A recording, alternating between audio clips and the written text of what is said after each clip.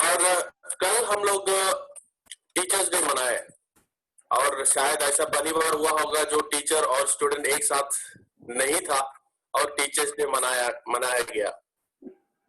हमारा हर एक लोगों के जीवन में कोई ना कोई टीचर हमारे जीवन में प्रभावित किए होंगे, उनका स्वभाव, उनका ज्ञान, इसी तरह का। तो अगर देखा जाए तो सांसारिक रीति से ये टीचर लोग को जो हमको सिखाते हैं, पूर्ण रीति से हम उसको उनका स्वभाव अपना नहीं सकते, क्योंकि उनके जीवन में भी पाप है, हमारे जीवन में भी पाप है। तो एक मॉडल हम उसको क्रिएट नहीं कर सकते, लेकिन हमारे पास एक ऐसा टीचर है जिसको हम पूर्ण रीति से उनका स्वभाव को अपना सकते हैं और उनका जैसा हम जीवन व्यतीत कर सकते हैं, तो जिसका नाम है परमेश्वर यीशु मसीह। तो हम इतना भाग्यशाली है कि हमको इतना एक अच्छा मार्गदर्शक मिला, एक अच्छा टीचर मिला, इसलिए परमेश्वर को मैं धन्यवाद करना चाहता हूँ। आइए मिलकर के देखेंगे यूहन्ना रचित सुसमाचार 12 अध्याय उसका और 15 पद। यदि मैं प्रभु और गुरु होकर तुम्हारे पांव धोए तो तुम्हें भी एक दूसरे का पांव धोना चाहिए, क्योंकि मैंने तुम्हें नमूना दिखाया है कि जैसा मैंने तुम्हारे साथ किया तुम भी वैसा ही किया करो। तो ये हमारा टीचर का स्वभाव है कि उन्होंने जैसे दिखाया, उन्होंने जैसे दूसरों को मदद किया तो उनका पांव धोए, वो वैसे ही हमको भी दूसरों को मदद करना चाहिए। यही एक उद्देश्य के साथ में मैं आज हम आराधना को शुरू करना चाहता हूं। मैं पास्टर डेविड से आग्रह करूंगा, उन्होंने सामने आए और शुरुआती प्रार्थना के साथ में सभा को आरंभ करें। आइए हम प्रार्थना करेंगे। मेरे सामर्थी और जीवित परमेश्वर, धन्यवाद के साथ आपके सम्मुख आता हूं प्रभु।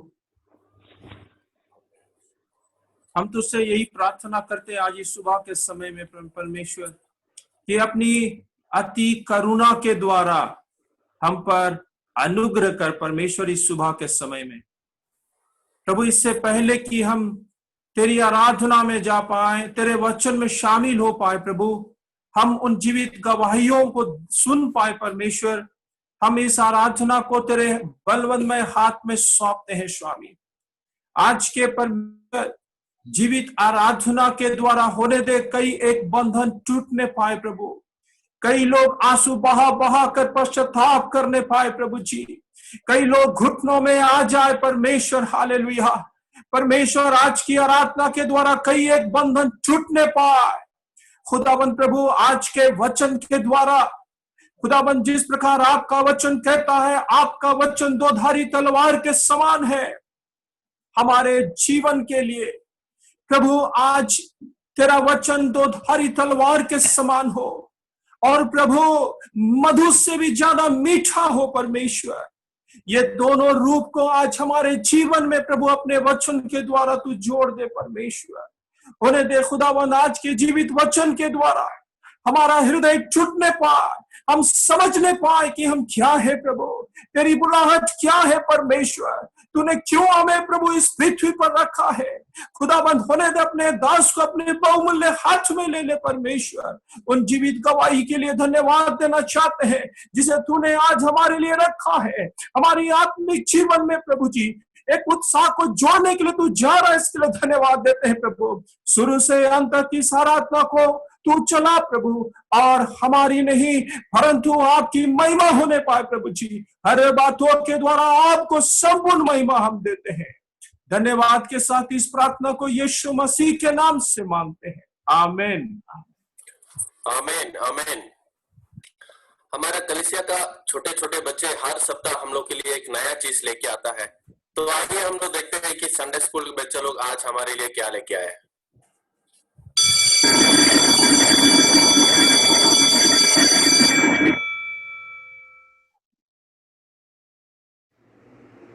प्यारे बच्चों, बाइबल में हम अनेक विश्वास के योद्धाओं के बारे में देख सकते हैं। सभी ने हमें सिखाया कि कैसे हम अपने जीवन में परमेश्वर के रास्ते पर चल सकते हैं। परमेश्वर के पास प्रत्येक के लिए अलग अलग योजनाएं हैं। परमेश्वर के हाथों में अपने जीवन को सौंप दे और परमेश्वर हमारे जीवन के द्वारा अद्भुत काम करेगा। मेरा नाम आदम है। परमेश्वर ने मुझे अपना स्वरूप में पहला इंसान को बनाया। परमेश्वर ने मुझे बहुत प्रेम करता है और धरती का तमाम चीज़ों पर मुझे अधिकार ठहरा दिया। मेरा नाम नूह है। परमेश्वर ने मुझे और मेरे परिवार को बहुत प्रेम करता है और उस ताड़ना से अर्थात जल प्रलय से परमेश्वर ने मुझे और मेरे परिवार को बचाया और इंद्रधनुष को पहला मुझ इंसान को दिखाया। मैं सारा हूँ। मैं राष्ट्रों की माता हूँ। परमेश्वर मुझसे बहुत प्रेम करते हैं। उन्होंने मेरी कोख को आशीषित किया तब जब मैं बहुत बूढ़ी थी और यहाँ तक कि संतान उत्पन्न करने में पूरी तरह से असमर्थ थी। मेरा नाम मूसा है। परमेश्वर ने मुझे इस्राएलियों को मिस्र देश से छुड़ाने का अगवा किया और उस लाल समुंदर को पार भी कराया। और परमेश्वर ने मुझे 10 आज्ञाओं भी दी। और जब मैं छोटा था तो परमेश्वर ने मिस्री की सेनाओं में से मुझे बचाया। परमेश्वर ने मुझे बहुत प्रेम करता है और अपना योजना तहत मुझे चलाता है। मैं रूत हूँ। मैं एक मोआबिन थी, इस्राएली नहीं। परमेश्वर मुझसे इतना प्यार करते हैं कि अब मेरा नाम हमारे उद्धारकर्ता यीशु की वंशावली में शामिल है। मेरा नाम दाऊद है। मैं मेरे घर का सबसे छोटा लड़का था। मैं भेड़ चराया करता था। परमेश्वर ने मुझे बहुत ही प्रेम किया और परमेश्वर ने मुझे इस्तेमाल किया और मेरे शत्रुओं को हरा दिया और मुझे विजयी बना दिया और यहूदा का राजा ठहराया। मैं रानी एस्तेर हूँ। मैं एक पर्शियन राजा की पत्नी हूँ। परमेश्वर ने मुझे बहुत ज़्यादा प्रेम किया और उपयोग किया कि मैं यहूदियों के हत्याकांड को, जो हमारे दुश्मनों ने षड्यंत्र किया था, रोक सकूं। मैं मरियम हूँ।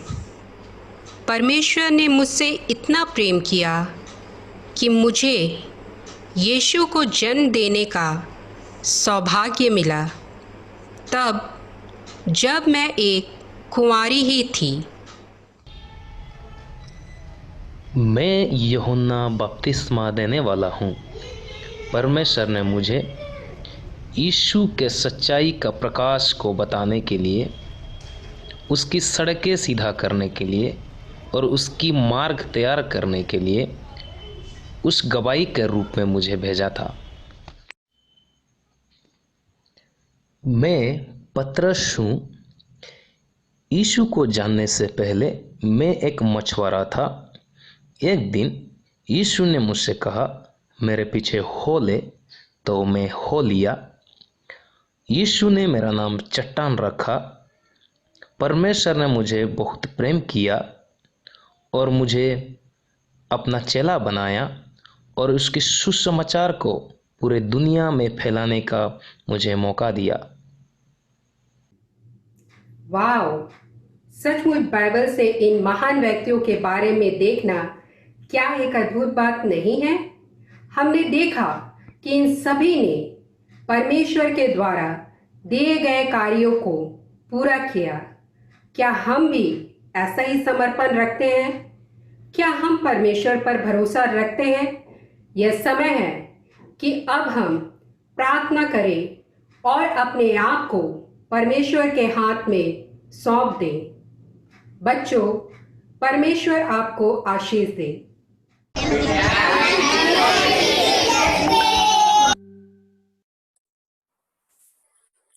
वाह, सचमुच कितना अच्छा एक प्रोग्राम हमारा संडे स्कूल के बच्चों द्वारा दिया है। एक अच्छा एक मैसेज भी उन्होंने हमारा सामने रखा है।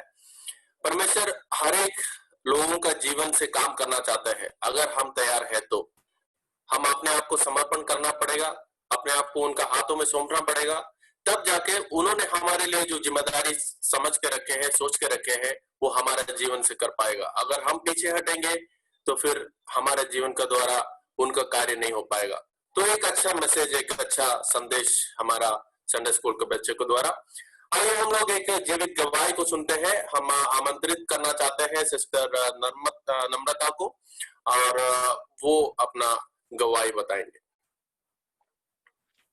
सबको जय मसीह की। और इस वक्त मैं अपनी गवाही को शेयर करना चाहती हूँ। और मैं परमेश्वर को मसीह परिवार की होने की वजह से परमेश्वर को जानती तो थी, लेकिन उसको अपने उद्धारकर्ता के रूप में मैंने ग्रहण नहीं किया था। और बचपन से ही परमेश्वर के बारे में सुनती आ रही थी, और ये सुन रही थी कि परमेश्वर हमें आशीषित करता है, वो हमें हर पल हमारे साथ रहता है।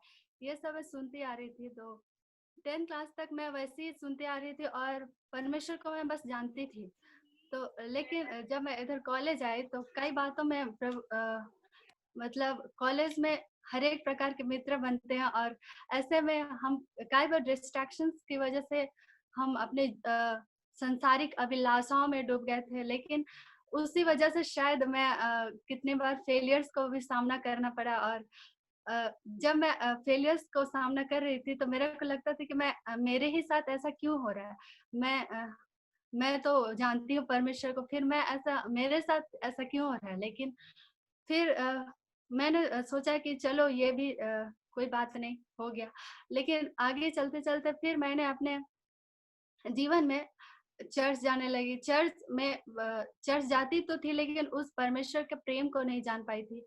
और चर्च जाती थी, फिर अपने जीवन में वही जो पहले का जीवन था, वही जीवन में चलने लगती थी। लेकिन वचन को सुनती थी, उस समय सुनने समय बस वो वचन कार्य कर रहा लगता था। लेकिन फिर बाद में जब चर्च से निकलती थी तो वही जीवन अपना जीने लग जाती थी जो मेरा पहले का जीवन था। फिर लेकिन एक समय की बात है, जब एक यूथ मीटिंग हो रहा था तो मैं वहाँ पे गई हुई थी। फिर मैंने सोचा कि वहाँ पे जाएंगे तो वही चीज कुछ सीखने को मिलेगा। लेकिन परमेश्वर ने वहाँ पे एक वचन जो वहाँ पे मुझे अगुवाई किया, और उस वचन को मैंने जब जाना तो मैंने सोचा कि मेरा जीवन तो पहले हमको लगता था पहले कि हम जो कर रहे हैं वो सही कर रहे हैं, और जो मेरा कार्य है वो हम आज्ञा मान रहे हैं, वो परमेश्वर को भा रहा है। क्योंकि ऐसा भी मार्ग है जो मनुष्य को उचित जान पड़ता है, लेकिन अंत में वो मृत्यु को ही ले जाता है। तो ऐसा मेरा जीवन था। तो फिर लेकिन उस वचन जो यूहन्ना 14:15 में लिखा हुआ है कि यदि तुम मुझसे प्रेम रखते हो तो मेरी आज्ञाओं को मानोगे। तो परमेश्वर ने ये वचन को मुझे दिया, और ये वचन इतना मेरे मन को कायल कर दिया, और बोलने लगा कि यदि तो परमेश्वर से प्रेम करती हो तो फिर उसकी आज्ञाओं को तुम मान क्यों नहीं रहे हो? तुम उसके वचन को सुन रहे हो तो फिर तुम उसके अनुसार चलने का प्रयास क्यों नहीं कर रहे हो? तो इस वचन को जब मैंने सुना तो ये मेरे जीवन को बदल दिया, और मैंने सोच लिया कि अब से मैं संघर्ष करूंगी। अगर पाप मेरे जीवन में आएगा तो मैं उससे भागने की कोशिश करूंगी, उससे लड़ूंगी, लेकिन उसमें और पाप में और घुसते हुए नहीं जाऊंगी। तो परमेश्वर ने मेरी अगुवाई किया और सहायता किया कि मैं उस पाप से, जो संसार की अभिलाषाएं हैं, जो जवानी के दिनों में हमारे जीवन में आता है, हर एक प्रकार का डिस्ट्रैक्शन और हर एक प्रकार की बातें, तो ये सारी बातें जो हर एक के जीवन में आता है, लेकिन परमेश्वर हमें मदद करता है और हमें सिखाता है कि मैं तुमसे इतना प्रेम करता हूँ कि तुम उस पाप से भागो, क्योंकि मैं तुमसे प्रेम करता हूँ। ना कि यह संसार तुमसे प्रेम करता है, ना ही कोई प्रेम करता है, लेकिन मैं तुमसे प्रेम करता हूँ, तो तुम मेरी सुनो, मेरी आज्ञाओं को मानो। तो आज भी जब हम अपने जीवन में संघर्ष करते हैं, तो फिर मुझे लगता है कि मैं परमेश्वर से प्रेम करती हूँ, तो मुझे ये चीज नहीं करना चाहिए। ये ऑटोमेटिकली आ जाता है आज हमारे जीवन में कि जब हमारा लगाव परमेश्वर से होता है, तो फिर ये हमारे जीवन में बताते जाता है कि तुम ये कर रहे हो, ये सही कर रहे हो, ये गलत कर रहे हो। तो आज यही जीवन मेरे जीवित गवाही से आप सबों को आशीष मिले कि और हम अपने पाप से भागने की कोशिश करें, ना कि उसमें और लिप्त होते जाएं, क्योंकि परमेश्वर ने हमसे प्रेम किया और जब हम उस प्रेम को महसूस कर पाते हैं आज, तो मैं उसके अनुसार चलने की कोशिश करती हूँ और परमेश्वर इन्हीं वचन से हमें आशीष दे। आमीन। धन्यवाद सिस्टर नम्रता, अपना जीवित गवाही को देने के लिए। हम लोग सबका जीवन में इस तरह का मौका आता है, और सबसे अच्छी बात यह है कि हम अपना पाप को जब समझ जाते हैं कि हम पापी है और परमेश्वर का प्रेम क्या है इसको हम जान लेते हैं, तब हमारा उद्धार होता है। हाँ, ऐसा नहीं है कि हम उद्धार पाने के बाद पाप नहीं करेंगे, लेकिन जब जब हम पाप करेंगे उसका प्रायश्चित, उनका पश्चाताप हमारे जीवन से आने पर जरूर परमेश्वर हमसे प्रेम करेगा और आगे हमारा जीवन को बढ़ाएगा। तो आइए हम लोग देखते हैं कि हमारा कलीसिया का किन किन लोगों का बर्थडे और एनिवर्सरी है आने वाला सप्ताह में।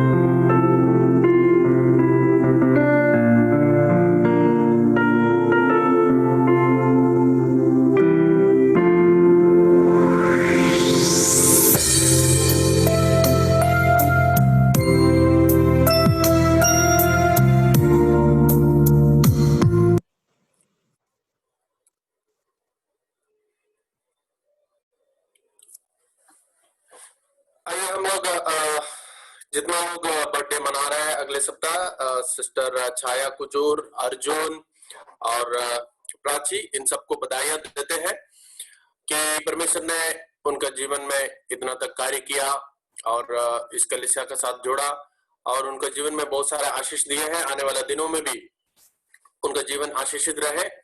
और मैं चाहूंगा सिस्टर रुचि वो सामने आए और जितना लोग का बर्थडे है उनके लिए प्रार्थना करें। साथ ही साथ जो लोग हमारा कलीसिया में कोविड-19 से, कोरोना से पीड़ित है, उनके लिए भी प्रार्थना करें ताकि वो जल्दी से चंगाई पाए और प्रभु का महिमा कर पाए।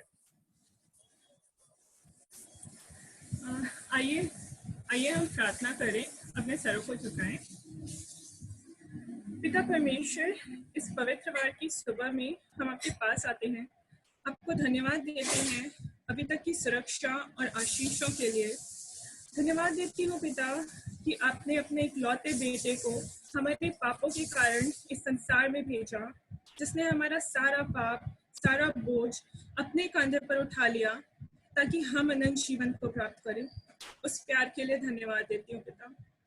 प्रार्थना करती हूँ पिता इस कलीसिया के लिए, एक एक सदस्यों के लिए, इस कलीसिया के लीडर्स के लिए, जिनके साथ मिलकर हम आपके नाम की स्तुति, प्रशंसा और आराधना कर सकते हैं। इस अच्छी संगति के लिए धन्यवाद देती हूँ पिता। जैसा कि हमने देखा, आने वाले वीक में कुछ सदस्य अपना जन्मदिन मनाने जा रहे हैं।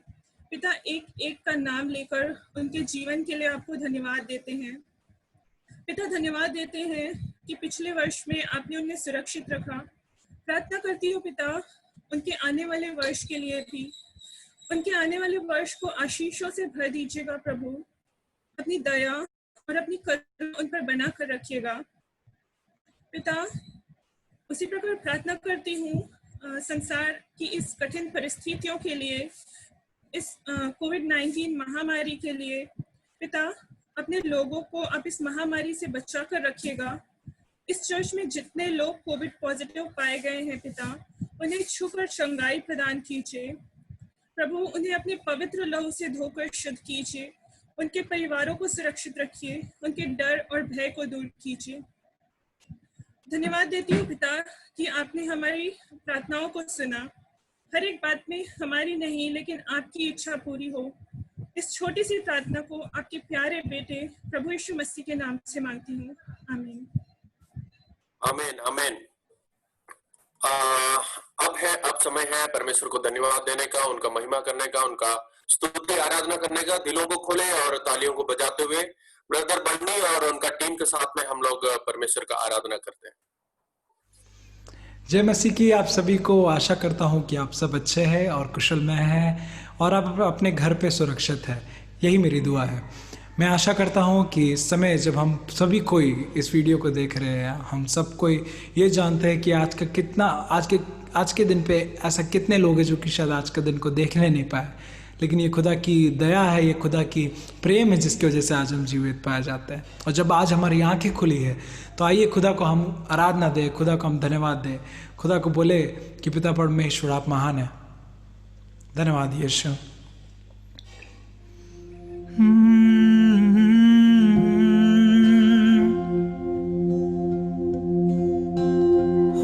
धन्यवाद यीशु मसीह, तूने जीवित रखा, संभाले रखा कि तेरी आराधना कर सकूं मैं। ओ धन्यवाद यीशु, ओ धन्यवाद मसीह। Thank you lord, thank you पिता आज के दिन के लिए पिता, आज की पूरे सभा को पिता परमेश्वर आपके पवित्र हाथ में सौंपता हूँ खुदा। जब आपकी आराधना करें पिता परमेश्वर, होने दीजिए पिता कि हम जो भी गीतों को गाए उससे सारा आदर महिमा, सारी प्रशंसा खुदा परमेश्वर आपको मिलने पाए, क्योंकि हम जानते खुदा परमेश्वर एक जीवित खुदा परमेश्वर जिसकी आराधना हम पूरे दिल से करना चाहते हैं और वो आप है खुदा। धन्यवाद यीशु।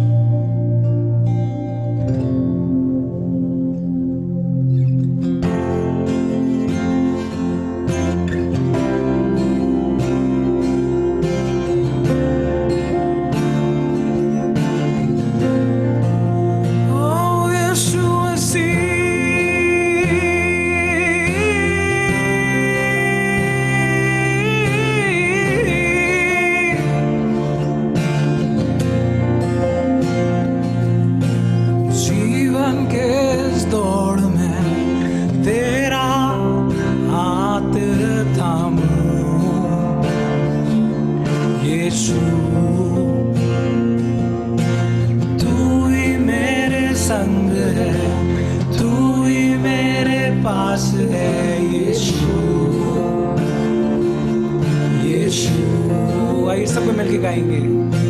जीवन के इस दौड़ में मैं तेरा हाथ थामूं यीशु, तू ही मेरे संग है, तू ही मेरे पास है यीशु। हाँ यीशु,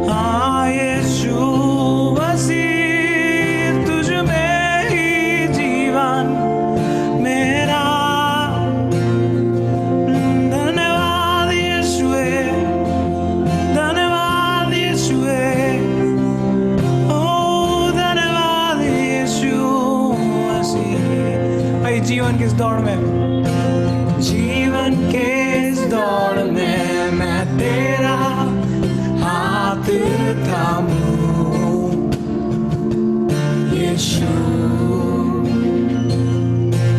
तू ही मेरे संग है, तू ही मेरे पास है यीशु।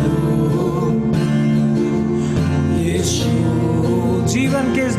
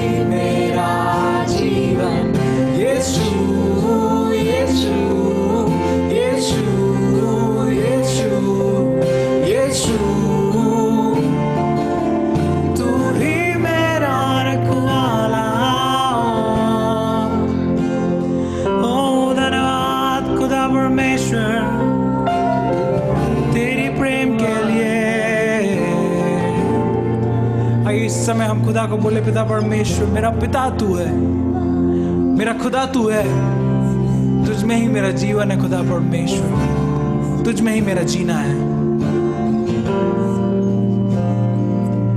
मेरा पिता भी तो तू ही है, मेरा खुदा भी तो तू ही है, मेरा जीवन भी तुझ में यीशु। मेरा पिता भी तो तू ही है, मेरा खुदा भी तो तू ही है, मेरा जीवन भी तुझ में यीशु। सबको मिलके, मेरा पिता भी तो तू ही है, मेरा खुदा भी तो तू ही है, मेरा जीवन भी तुझ में यीशु।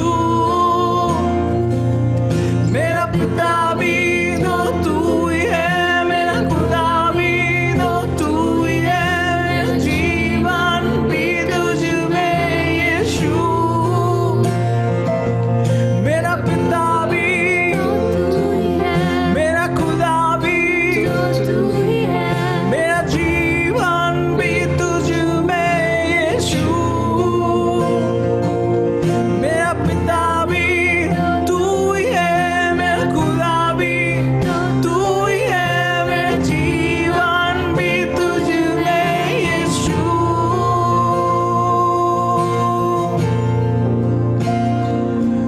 यीशु, यीशु,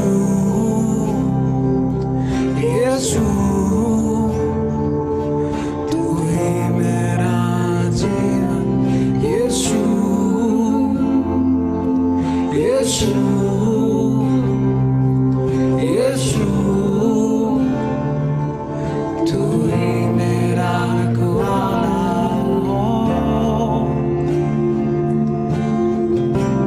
ओ धन्यवाद, धन्यवाद यीशु मसीह। ओ तुझ में ही जीवन, तुझ में ही जीना है मुझे।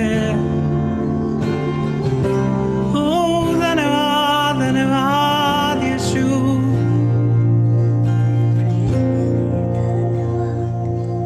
परमेश्वर, पिता परमेश्वर, तू ही है दाता हमारे जीवन का।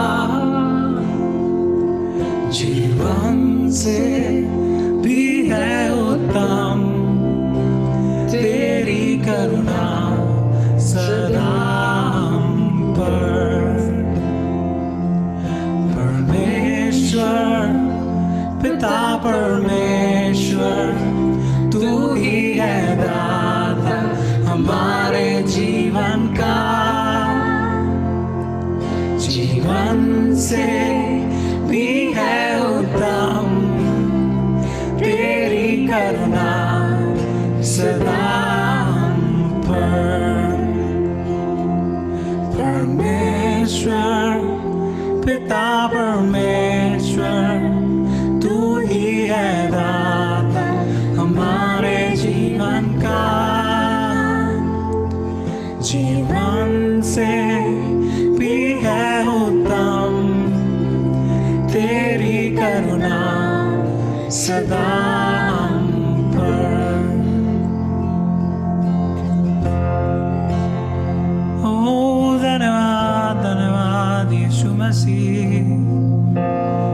तेरी करुणा हमारे लिए सदा सर्वदा।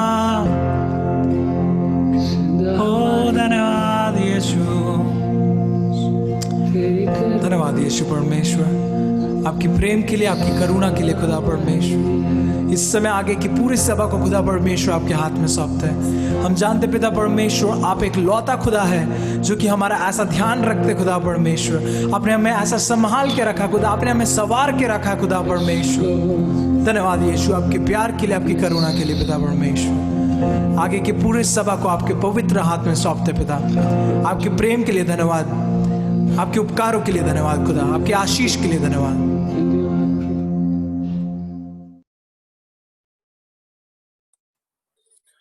धन्यवाद भाई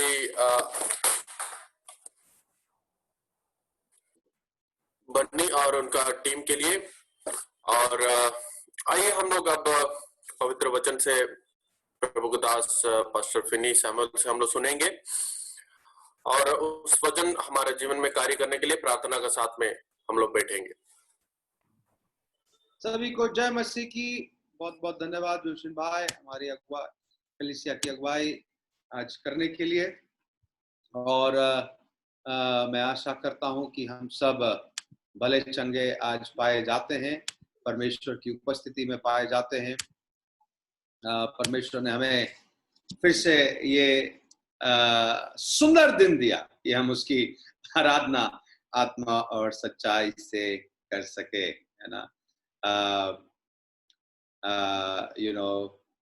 मैं पिछले हफ्ता सोच रहा था, कुछ लोग से मैं मिला हमारी कलीसिया में, जिन्होंने मुझसे कहा कि वो अभी तक ना ही YouTube में उनका एक्सेस है और ना ही Zoom में वो आते हैं, और पिछले 4-5 महीनों से उन्हें संगति नहीं मिली है। मुझे बड़ा दुख लगा जब मैं उनसे बात किया, और क्योंकि हमें ये एहसास नहीं होता, हम लोग जो Zoom में आते हैं या YouTube में फेलोशिप करते हैं, हमें ये एहसास नहीं होता कि हम बहुत दूर है, क्योंकि कम से कम एक दूसरे के चेहरे को हम देख पाते हैं, कन्वर्सेशन हो पाता है, प्रार्थना को हम ले पाते, एक दूसरे के लिए प्रार्थना कर पाते हैं। तो वो जरूर हम मिल नहीं पाते, उसकी एक कमी तो जरूर है, मगर फिर भी हम फेलोशिप कर पाते हैं और इसलिए हम आनंदित हैं। मगर बहुत सारे अभी भी ऐसे लोग हैं हमारे चर्च में जिनके पास या तो स्मार्टफोन की सुविधा नहीं है या इंटरनेट की सुविधा नहीं है, और वो आज भी हमारे साथ जुड़ नहीं पाते हैं। तो मैं चाहूंगा निरंतर आप प्रार्थना करते रहे उनके लिए जो अकेले हैं। परमेश्वर उन्हें आत्मिक रीति से मजबूत करे और वो प्रभु में और आगे बढ़ते चले जाए। आज की सुबह हमने पिछले हफ्ता उत्पत्ति की किताब से आरंभ किया था, आज हम वहां से आगे बढ़ेंगे। उत्पत्ति की किताब में जब हमने आरंभ किया, हमने पिछले हफ्ता देखा कि आदि में परमेश्वर, इन द बिगिनिंग गॉड। हमने कहा यूहन्ना में भी यूहन्ना इसी प्रकार से आरंभ करता है, आदि में परमेश्वर, in the beginning God created heaven and earth. और ये जानना इसलिए भी जरूरी है क्योंकि आज इस संसार में कितनों को नहीं मालूम है किसने आकाश और पृथ्वी को बनाया। वो आज भी सोच रहे कौन बनाया आकाश और पृथ्वी को, और हम बताना चाहते हैं उनको। उसको बनाने वाला हमारा परमेश्वर था, परमेश्वर है। हमने पिछले हफ्ता ये भी देखा कि किस प्रकार से पृथ्वी बनने से पहले कैसी थी, सुनसान, अंधेरा से भरा हुआ, अकेलापन, और हमने उसे जीवन के साथ जोड़ा और कहा कि हमारा जीवन भी कई बार इसी प्रकार से अकेलापन में, सुनसान, अंधियारा से भरा हुआ हमारा जीवन रहता है। और प्रभु यीशु मसीह सबसे पहले ज्योति को हमारे जीवन में, अरे प्रभु यीशु मसीह खुद ही ज्योति है। जब वो ज्योति हमारे जीवन में आती है, धीरे धीरे करके हमारा जीवन भी सुंदर और सुंदर और सुंदर होता चला जाता। God can do what you and I can never. He can do it. जो हम और आप नहीं कर सकते हैं, जो हम और आप सोचते हैं कि हमसे नहीं हो पाएगा, जब हम परमेश्वर के हाथों में सौंप कर उस पर विश्वास करते हैं तो वो हमारे लिए करता, वो सुंदर बनाता। हमने देखा कि परमेश्वर ने कहा लेट देयर बी लाइट, और अंधियारे के ऊपर में ज्योति चमकने लगी। आज उसकी यही आवाज हर एक हृदय में परमेश्वर की आने पाए, परमेश्वर पिता की हर एक हृदय में आवाज लेट देयर बी लाइट, हर एक हृदय में परमेश्वर की ज्योति जलने पाए। हम एक गीत को याद करते हैं, एक गीत इस प्रकार से कहता है, एक आग हर दिल में हमको जलाना है, संसार की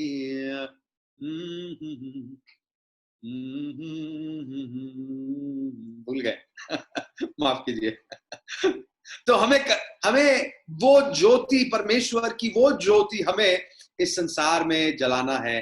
प्रभु ये काम को करेगा, मगर प्रभु अपने काम में हमें भागीदार बनाता है, और ये हमारे लिए हमारे लिए उत्साह की बात है, हमारे लिए ये प्रिविलेज है कि हम परमेश्वर के कामों में हाथ बटा सकते हैं। ऑलराइट, हमने इन सारी बातों को देखा। हमने देखा कि किस प्रकार से आकाश परमेश्वर की महिमा की गुणों को गाती है। आज हम आगे यहां से बढ़ना चाह रहे हैं, और आज जब हम आगे बढ़ेंगे तो हम 26वें पद से आरंभ करेंगे। उत्पत्ति की किताब, उसका पहला अध्याय, उसके 26वें पद से हम आरंभ करेंगे। फिर परमेश्वर ने कहा, हम मनुष्य को अपने स्वरूप के अनुसार अपनी समानता में बनाएं, और वे समुद्र की मछलियों और आकाश के पक्षियों और घरेलू पशुओं और सारी पृथ्वी पर और सब रेंगने वाले जंतुओं पर जो पृथ्वी पर रहते हैं अधिकार रखे। ऑलराइट, तब परमेश्वर ने मनुष्य को अपने स्वरूप के अनुसार स्वरूप के अनुसार, आगे पढ़े सर। बस वहीं पे हम रुकेंगे, फिर पढ़ेंगे थोड़ी देर में। आइए हम छोटी सी प्रार्थना करें। परमेश्वर पिता, हम प्रार्थना करते हैं, खुदावंत, आज जो वचन को हम देखने जा रहे हैं, प्रभु तू उससे बोल, उससे बातचीत कर। ये आपके लोग हैं जो सुन रहे हैं प्रभु, ये वचन आपका है प्रभु। बोलने वाला मैं, मेरे होठों से होकर आप बात करें। मेरी बुद्धि, मेरे ज्ञान पर मैं अपनी पूरा भरोसा नहीं करता, मैं तेरे ज्ञान, तेरे वचन और तेरी पवित्र आत्मा पर भरोसा करता हूं, जो लोगों की जरूरतों को जानती है और उनके जरूरतों के हिसाब से उनके भोजन को प्रदान करती है। यीशु के नाम से हम प्रार्थना करते, तेरी उपस्थिति हमें महसूस होने दे, तेरी आत्मा से हमें परिपूर्ण कर, तेरे वचन से हमें भर प्रभु। ये हमारी प्रार्थना। धन्यवाद देते, आपने प्रार्थना को सुना, यीशु मसीह के नाम से, आमीन आमीन। 26वां पद जब यहां पे आरंभ हुआ तो वहां पे कहता है, then God said let us, आओ हम मिलकर, make man in our image. अब पढ़ दीजिएगा एक बार और। फिर परमेश्वर ने कहा, हाँ, हम मनुष्य को अपने स्वरूप के अनुसार अपनी समानता में बनाएं। हम मनुष्य को अपने स्वरूप के अनुसार अपनी समानता में बनाएं। सबसे पहली बात, ध्यान देने वाली बात यह है, 26वें पद में वहां पे लिखा हुआ है परमेश्वर ने कहा हम, और इंग्लिश में लिखा हुआ है लेट अस, बहुवचन, प्लूरल एंड नॉट सिंगुलर। एक वचन का प्रयोग नहीं किया, बहुवचन का प्रयोग किया। और हमने, जब हम ट्रिनिटी के बारे में सीख रहे थे कुछ हफ्ता पहले, थर्सडे की बाइबल स्टडी में, हमने इस वचनों को देखा था और हमने विस्तार से इस पर बात भी किया था। मगर आज हम इस बात को समझते हैं यहां पर कि जब सृष्टि आरंभ हुई थी, जब सृष्टि बना था, तो परमेश्वर पिता, परमेश्वर पुत्र, परमेश्वर पवित्र आत्मा, ये तीनों उपस्थित थे, क्योंकि ये एक है ना। तो जब परमेश्वर कहता let us make man in our image, लोग कहते हैं कि कहीं परमेश्वर स्वर्गदूतों से तो बात नहीं कर रहा था। नो स्वर्गदूतों का क्रिएशन में कोई हाथ नहीं है।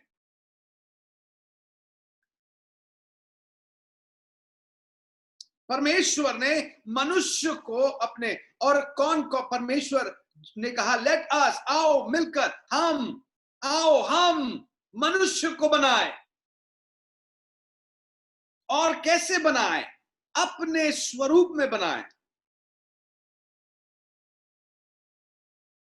उसके बाद लिखा हुआ है लेट देम हैव डोमिनियन, ताकि वो मछलियों में, समुद्र की मछलियों में, आकाश की पक्षियों में, सारे जीवित प्राणियों के ऊपर में, रेंगने वाली प्राणियों के ऊपर में वो अपनी अधिकार को रख सके। ऑलराइट, मेंशन किया हुआ हमारा अधिकार कहां कहां है। परमेश्वर ने हमें अपने स्वरूप में बनाया और हमें क्या दिया? अधिकार दिया। ध्यान दीजिए, अधिकार दिया। He gave us dominion। और इसलिए हम कहते हैं परमेश्वर ने सब कुछ बनाया जरूर, मगर इंसानों को परमेश्वर ने अद्भुत और अलग बनाया। बाकी सारी जीव जंतुओं से परमेश्वर ने इंसानों को अलग बनाया। क्यों? क्योंकि सिर्फ इंसानों को परमेश्वर ने अपना स्वरूप दिया। और जब हम कहते हैं परमेश्वर ने अपना स्वरूप दिया, मैं जल्दी से जाऊंगा क्योंकि मुझे लगता है आप सबको मालूम होगा, फिर भी रिकॉर्ड में आने के लिए, ताकि सब सुन सके, जो नहीं जानते वो भी समझ सके। या जब हम कहते हैं कि परमेश्वर ने हमें अपने स्वरूप में बनाया, तो इसका मतलब क्या होता है? किसको परमेश्वर ने अपने स्वरूप में बनाया?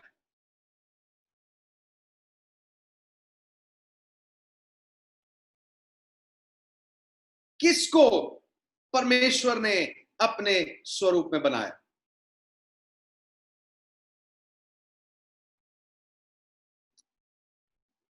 मैं 1 मिनट होल्ड करना चाहता हूं। मुझे ऐसा कंप्लेन आ रहा है कि YouTube में हमारा ऑडियो नहीं जा रहा था। क्या कोई इसको चेक कर सकता है क्या? मैं चेक कर लेता हूं। ठीक।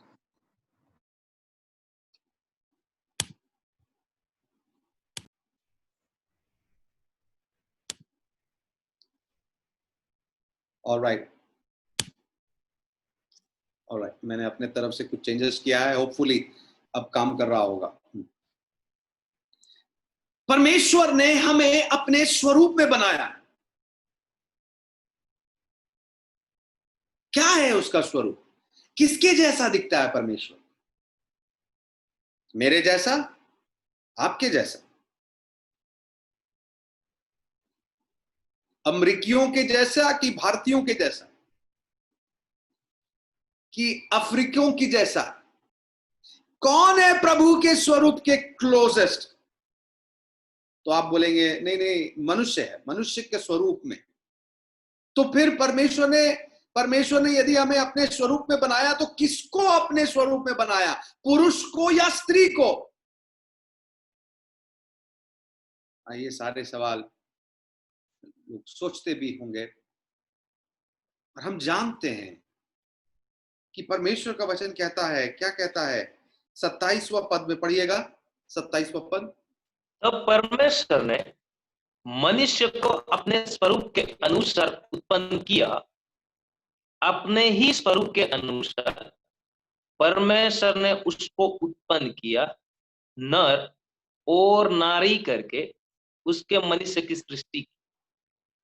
परमेश्वर ने नर और नारी करके उसकी सृष्टि की।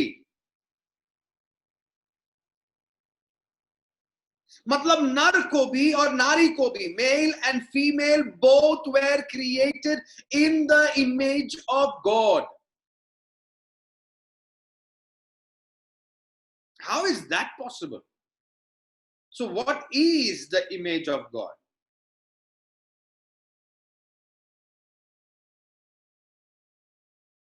And so we now we come to a point, अब हम एक ऐसे समय में आते हैं where we have to find out what is the image of God and what and कैसे परमेश्वर ने हमें बनाया। अपना स्वरूप जब परमेश्वर कहता है कि हमें दिया है, तो कौन सा स्वरूप हमें दिया?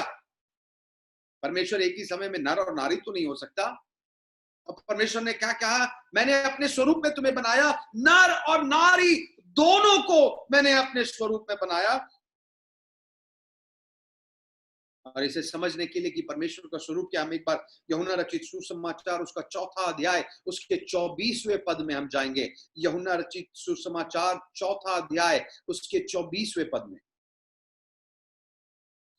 परमेश्वर आत्मा है परमेश्वर, और अवश्य है। धन्यवाद, एक मिनट। परमेश्वर क्या है? आत्मा है। धन्यवाद अजय भाई। परमेश्वर आत्मा है, शरीर नहीं है इस प्रकार जिस प्रकार हमारा शरीर है। परमेश्वर ने हमें मिट्टी से शरीर में जरूर बनाया,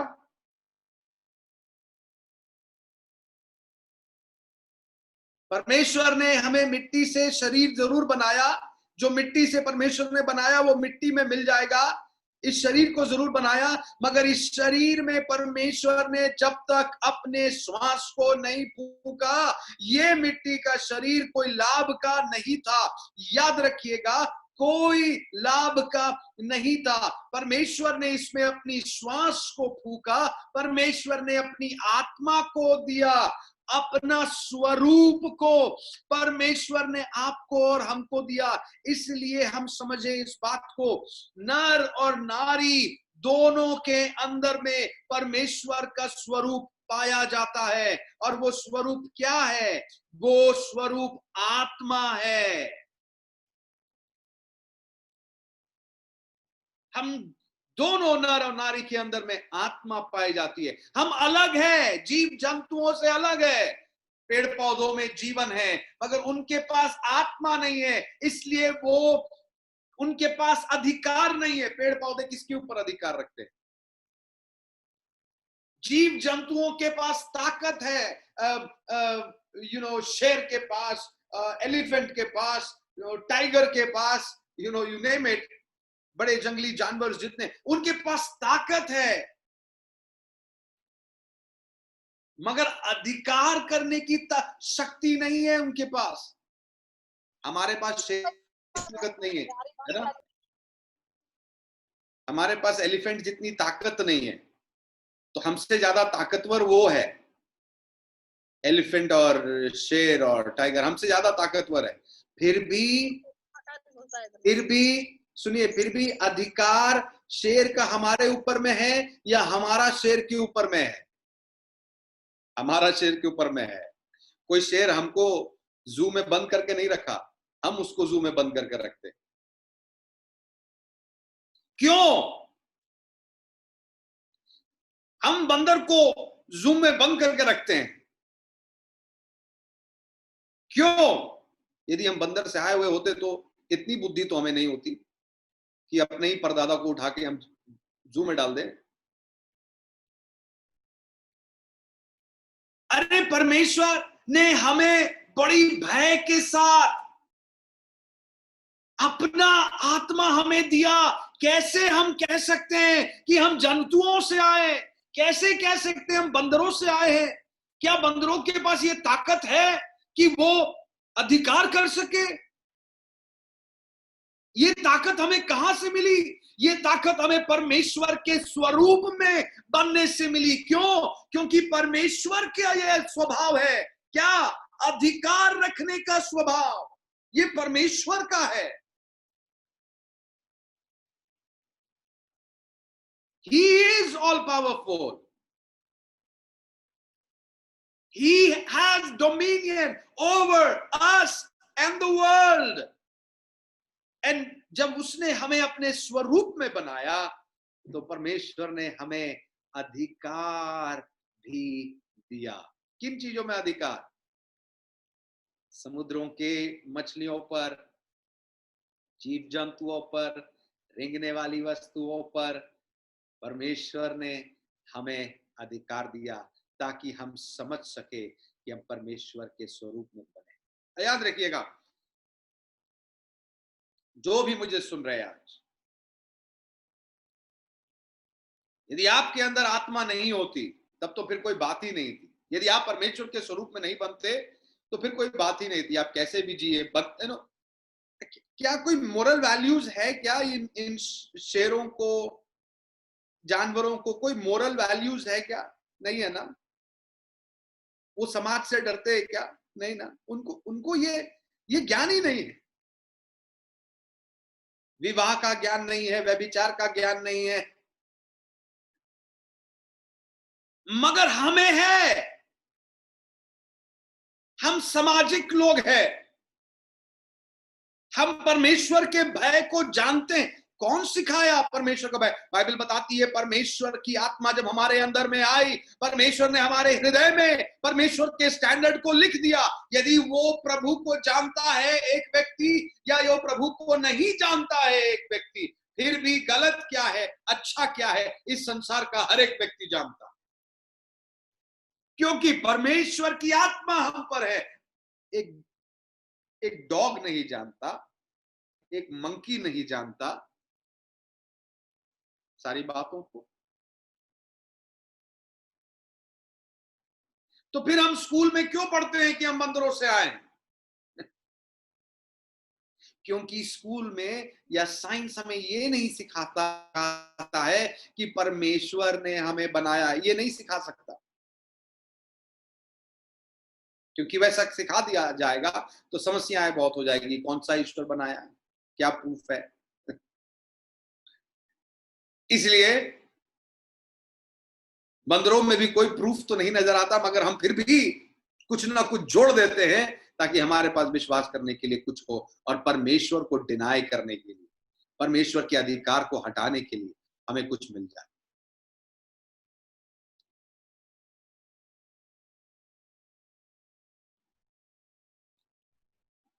हम सुनिए, हम सिर्फ शारीरिक लोग नहीं हैं, हम आत्मिक लोग हैं। मतलब ध्यान से सुनिएगा और समझने की कोशिश कीजिएगा। आपका ये जो शरीर, ये मिट्टी से बना ना, ये मिट्टी में मिल जाएगा, ये सच है ना, आप भी जानते हैं। मगर परमेश्वर का स्वरूप जो आपको दिया गया, जो आत्मा है, जो आपके अंदर है, वो स्वरूप मिटेगा नहीं। क्यों? क्योंकि आत्मा कभी मिटती नहीं है। परमेश्वर कभी मिटेगा क्या? क्यों नहीं मिटेगा? परमेश्वर आदि से है और हमेशा रहेगा। परमेश्वर क्यों नहीं मिटेगा? क्योंकि परमेश्वर आत्मा है। उसने हमें अपना स्वरूप दे दिया। हम भी कभी नहीं मिटेंगे। हाँ, ये शरीर चला जाएगा, हम नहीं जाएंगे, क्योंकि हम परमेश्वर के स्वरूप में बने हैं। हम कौन हैं? हम आत्मा है, और ये शरीर तो मेरा रहने का घर है। एक दिन मैं इस शरीर जो मेरा घर है, इसको छोड़कर मैं जो आत्मा हूं चला जाऊंगा। कहां के लिए? अनंत काल के लिए। अब ध्यान दीजिए, ये आत्मा मरेगी नहीं, मगर ये आत्मा जो पवित्र है वो परमेश्वर के राज्य में जाएगी। जो पवित्र नहीं है वो अपने पाप के दंड को पाएगी। और हम जानते हैं पवित्र हम अपने कार्यों से नहीं, प्रभु यीशु मसीह के विश्वास करने से हम होते हैं, क्योंकि उसी ने हमारे लिए अपने आप को क्रूस पर बलिदान किया। तो जो प्रभु यीशु मसीह में है, उसकी आत्मा सर्वदा के लिए परमेश्वर के राज्य में, अनंत काल के राज्य में वास करेगी। जो आत्मा प्रभु के साथ नहीं है, प्रभु पे विश्वास नहीं करता, उसके मार्गों में नहीं चलता, उससे प्रेम नहीं करता, वो आत्मा उन अपनी गलतियों की सजा को पा रही होगी अनंत काल के लिए। ये 5 साल 10 साल की सजा नहीं है।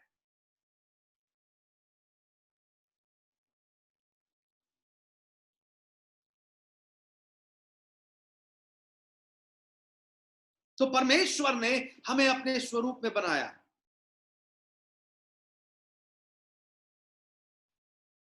हम अपने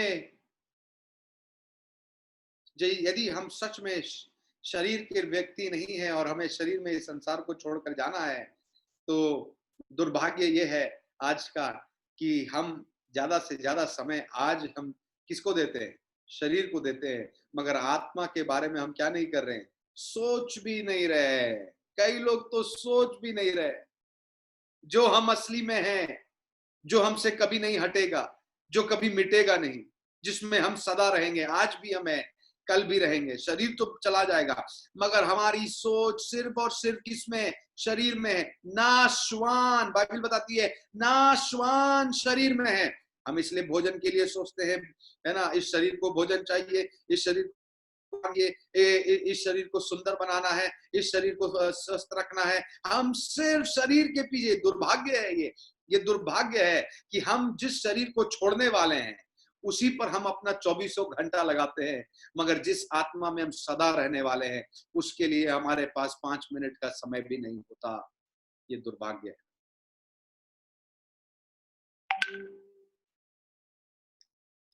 और इसलिए जरूरी है कि हम परमेश्वर के वचनों को और उसकी आत्मा को अपने जीवन में महसूस कर सके, क्योंकि हम सुनिए, क्योंकि हमारे अंदर आत्मा है और हम आत्मिक लोग हैं, परमेश्वर हमारे साथ संगति करता है, क्योंकि परमेश्वर भी क्या है? आत्मा है। यदि हमारे अंदर आत्मा नहीं होता, हम सिर्फ शरीर में होते, आत्मा परमेश्वर के स्वरूप में नहीं होते, तो हम प्रभु के साथ कभी संगति नहीं कर सकते। हम भी कैसे होते? बाकी जीव जंतुओं के जैसा, आते खाते मर जाते। इतना ही जीवन का हमारा लक्ष्य होता। एक दिन हम समाप्त हो जाते। मगर क्योंकि हमारे अंदर आत्मा है, हम उन जंतुओं के जैसे नहीं हैं। हम ईश्वर को जानते हैं, जिसने मुझे बनाया उसके साथ हम संगति कर सकते हैं। जिसने मुझे बनाया उससे हम प्रार्थना कर सकते हैं। जिसने पूरे भूमंडल को बनाया उसके साथ हम मित्र बन सकते हैं। जिसने पूरे भूमंडल की सृष्टि की उसको हम अपना बड़ा भाई करके पुकार सकते हैं। एक रिश्ता है उस परमेश्वर का और मेरा, और ये रिश्ता होने का कारण क्या है? हम परमेश्वर के स्वरूप में बने हैं। क्या आपने इस जीवित सामर्थी एकलौता अद्भुत अद्वैत परमेश्वर के साथ कभी आपने रिश्ता को जोड़ा? कभी आपने बात किया?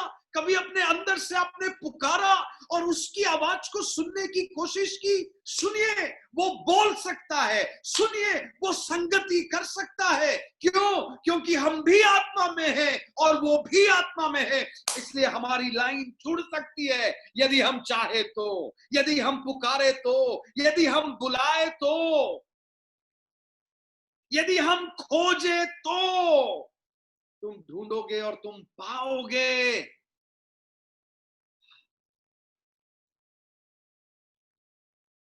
बिना ढूंढ परमेश्वर के साथ बिना संगति, बिना बात किए, बिना ढूंढे, सुनिए, बिना ढूंढे जो हम परमेश्वर को पुकारते हैं ना, बिना उसकी आवाज को सुने, बिना उसके साथ संगति किए जो करते हैं ना, हम धर्म पालन कर रहे हैं। धर्म, बस चर्च जाते हैं, आते हैं, दान चढ़ाते हैं, मोमबत्ती जलाते हैं, दुआ करते हैं, धर्म पालन कर रहे हैं हम। मगर जो सचमुच प्रभु को महसूस कर रहा है वो लोग हैं जो अपनी आत्मा को परमेश्वर की आत्मा के साथ जोड़ता है। उसकी आवाज को वो सुन सकता है, उसे महसूस कर सकता है, उसके प्रेम को महसूस कर सकता है, उसके सामने रो सकते। जरा सोचिए, आप जब प्रार्थना में जाते हैं और आंसुओं में उसके साथ समय बिताते हैं, कोई दूसरा आदमी देखेगा तो सोचेगा पागल है, किसके सामने आंसू बहा रहे हैं। रोज आप जाएंगे, रोज प्रार्थना करेंगे, रोज आंसू बहाएंगे, रोज आप उससे बात करेंगे, तीसरा आदमी जो देखेगा वो कहेगा अरे ये तो पागल है, क्या कर रहा है ये। मगर हम जानते हैं हम पागल नहीं है। हम जानते हैं उस परमेश्वर के साथ हम बात कर सकते हैं, उसे हम सुन सकते हैं। हम जानते हैं वो मेरी बातों को सुनना चाहता है। हम जानते हैं वो मुझसे प्रेम करना चाहता है। हम जानते हैं वो मेरे लिए रास्ताओं को खोलना चाहता है। हम जानते हैं वो ज्योति बनकर मेरे हाथ को पकड़कर एक एक कदम मेरे साथ चलना चाहता है। हम जानते हैं, क्योंकि हम किसमें हैं? उसके स्वरूप में है। मेरा और ईश्वर का रिश्ता हो सकता है। बताइए कौन ईश्वर के साथ, इस ईश्वर को छोड़कर कौन ईश्वर के साथ आपका ऐसा रिश्ता हो सकता है? क्या कोई नाम है आकाश के नीचे पृथ्वी के ऊपर जिसके साथ आप रिश्ता बना सकते हैं, जिसको आप बड़ा भाई बोल सकते हैं, जिसे आप मित्र बोल सकते हैं, जिससे आप बात कर सकते हैं और वो वापस आपसे बात कर सकता है? ऐसा कोई है? नहीं है। क्यों? क्यों? क्योंकि हम ईश्वरों को जीवितों में नहीं ढूंढ रहे हैं। यदि बात करने वाला ईश्वर चाहिए तो जीवित ईश्वर चाहिए, और वो ईश्वर चाहिए जो हमसे संपर्क बना सके, क्योंकि वो आत्मा में है और हम भी आत्मा में हैं। इसलिए हम इस ईश्वर को महसूस करते हैं। इसलिए जब हम उसके सामने रो कर उठते हैं तो हमारा बोझ हल्का हो जाता है। इसलिए जब हम प्रार्थना करके उठते हैं तो हमें विश्वास हो जाता है कि हाँ, उसने सुन लिया। हम उससे बात करते हैं। प्रार्थना का मतलब ही यही है। प्रार्थना का मतलब ही यही है। किसी ने इस प्रकार से कहा, ऐसा एक मिनट नहीं जब मैं प्रार्थना नहीं करता, ऐसा एक मिनट नहीं जब मैं प्रार्थना नहीं करता। तो लोगों ने उससे पूछा, भाई तू तो घंटे घंटे यहां बैठा हुआ है, प्रार्थना करते तो नहीं दिखता। वो कहता है, ऐसा एक मिनट नहीं जब मैं परमेश्वर से अपने मन और मन से वार्तालाप नहीं कर। मैं कहीं भी हूं, मैं कहीं भी रहूं, मैं कुछ भी कर रहा हूं, मैं फिर भी परमेश्वर से बात करता रहता हूं। प्रभु कहाँ कि मुझे यहाँ जाना चाहिए, प्रभु क्या मैं सही कर रहा हूं, प्रभु तू मेरी मदद करना, प्रभु मुझे पाप करने से बचाना, प्रभु मुझे गलत करने से बचाना, प्रभु मुझे एक अच्छा जीवन देना, प्रभु मेरे बच्चों को संभाल लेना, मेरा प्रभु मुझे अपने पवित्र राहों में चलाना। प्रभु हर वक्त क्या कर रहा है ये व्यक्ति? प्रार्थना कर रहा, प्रार्थना कर रहा। जो धर्म पूरा कर रहे हैं वो कभी नहीं समझ पाएंगे, क्योंकि उनके लिए प्रार्थना सिर्फ संडे को है, ईस्टर को है, क्रिसमस को है। मगर जो परमेश्वर, जीवित परमेश्वर के साथ रिश्ता जोड़ लिए, वो हमेशा उसे अपने जीवन में महसूस कर सकते हैं। आप कैसे उसके साथ अपने रिश्ता को जोड़ सकते हैं? कैसे?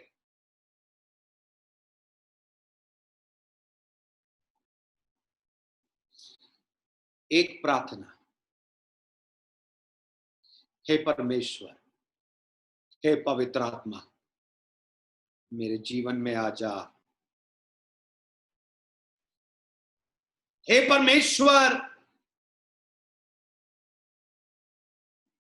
हे प्रभु यीशु मसीह, अपनी आत्मा को मेरे जीवन में दे दे, ताकि मैं तेरे साथ जुड़ सकूं, संपर्क बना सकूं, तुझसे बात कर सकूं।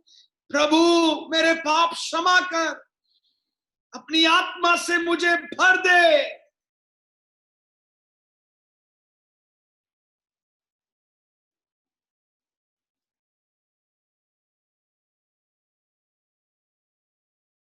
मैं आशा करता हूं समझ रहे हैं इस बात को, कितना जरूरी है आत्मा से भरकर परमेश्वर की। इसलिए यूहन्ना 4:24 में भाई अजय कंप्लीट मैं करने नहीं दिया, मगर वहां ये लिखा हुआ है, परमेश्वर आत्मा है, जो कोई उसकी आराधना करे आत्मा और सच्चाई से उसकी आराधना करे। सुनिए, कैसी आराधना करो? परमेश्वर आत्मा है तो कैसी आराधना करो? अरे आत्मा से करो और सच्चाई से करो, किसी को दिखाने के लिए नहीं।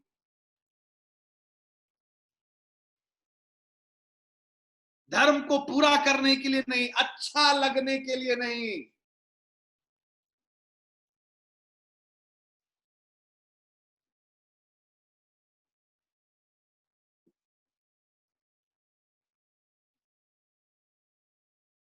आगे पढ़ेंगे। मैं विश्वास करता हूं कि मेरा हृदय, मैं जब मैं कुछ बोलता हूं तो मुझे लगता है कि मैं जो कुछ भी सोच रहा हूं, मन में आ रहा, उन सबके हृदय में घुस जाए प्रभु। मैं आशा करता हूं कि आप समझ रहे होंगे कि मन में, आपके हृदय में ये सारी बातें घुस रही होगी, क्योंकि परमेश्वर की आत्मा के पास ये ताकत है कि जितना मैं समझा सकता हूं उससे बढ़कर वो आपको समझा सकता। और मैं प्रार्थना करता हूं इस वक्त कि जो मैं नहीं समझा पा रहा हूं, परमेश्वर की आत्मा आपको समझा सके, ये सच्चाई आपके हृदय में बस जाए कि आज से आप जीवित ईश्वर को रोज ढूंढे, रोज उससे बात करें, रोज उसके साथ संपर्क बनाए।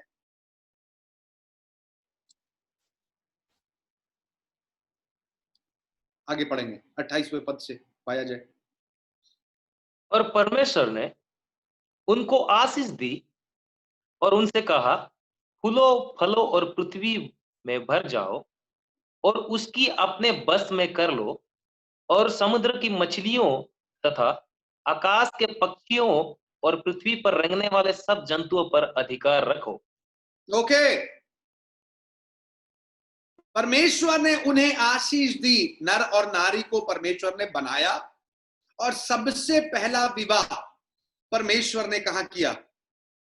आदम की वाटिका में।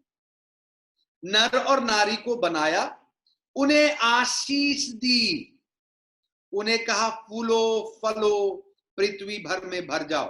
ना ध्यान दीजिएगा, अभी तक संसार में पाप नहीं आया है, और मैं इसलिए इस पे जोर दे रहा हूं क्योंकि लोग सोचते हैं कि विवाह या पुरुष और स्त्री के बीच में शारीरिक संबंध ये पाप के बाद आया, ऐसा लोग सोचते हैं।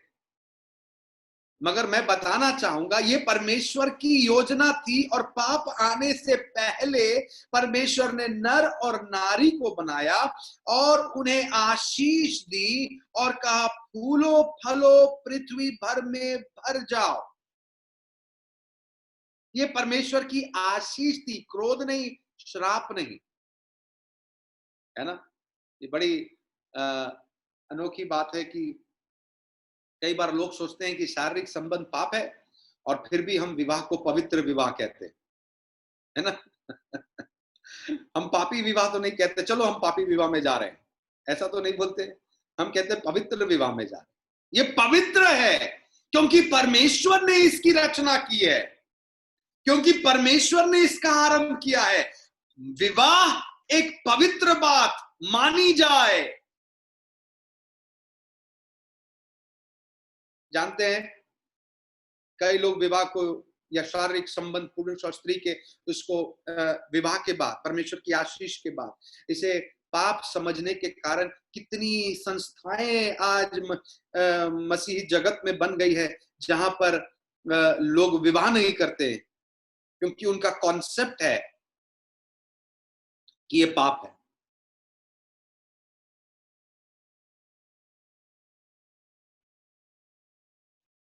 और मुझे दुख लगता है, क्योंकि ये परमेश्वर की सबसे बड़ी आशीष है आदम और हवा के लिए। हमने इसे पाप समझ लिया। हाँ, पाप के बाद ये जो परमेश्वर ने आदम और हवा को एंजॉय करने के लिए एक आशीष जो दिया, परमेश्वर ने चाहा ये दोनों परमेश्वर की इस आशीष को लेकर पति और पत्नी का फर्ज निभाए। पाप होने के बाद जो परमेश्वर की आशीष थी उसमें थोड़ी गड़बड़ी जरूर हो गई। क्यों? क्योंकि उससे पहले इस शारीरिक संबंध के लिए व्यभिचार नहीं था, लूचपन नहीं था, गंदे सोच और विचारें नहीं थी। वो गड़बड़ हो गया।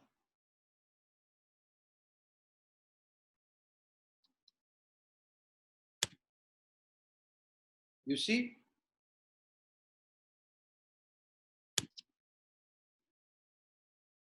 It's important. इट्स इंपॉर्टेंट कि हम इस बात को समझ सके कि परमेश्वर की यह आशीष थी आदम और हवा को कि वो विवाह करें।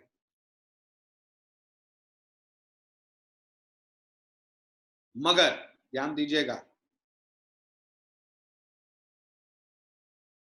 शारीरिक संबंध परमेश्वर की आशीष के बाद, आशीष के बाद, उससे पहले ये पाप को जन्म देती है, मगर उसके बाद ये पवित्रता को दिखाती है। बिना आशीष का, बिना समाज का, परमेश्वर का आशीष के बगैर शारीरिक संबंध पाप को दिखाती है, मगर आशीष के बाद ये पवित्रता को दिखाती है। बदल जाता है ना। इसलिए परमेश्वर का वचन कहता है, विवाह सबके सामने पवित्र समझा जाए, पवित्र ठहरा जाए। ये परमेश्वर को, आपको और हमें दिया हुआ सबसे बड़ी आशीष है, यदि हम इसका आदर और सम्मान करें। और आज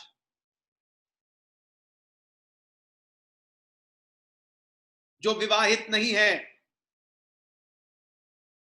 हम विवाह के लिए इंतजार करें, अपने आप को हम पवित्र रखें, और जिससे हमें विवाह करना है, जो मेरा पति होगा, जो मेरा पत्नी होगी, उसके लिए हम अपने आप को अभी से पवित्र रखें।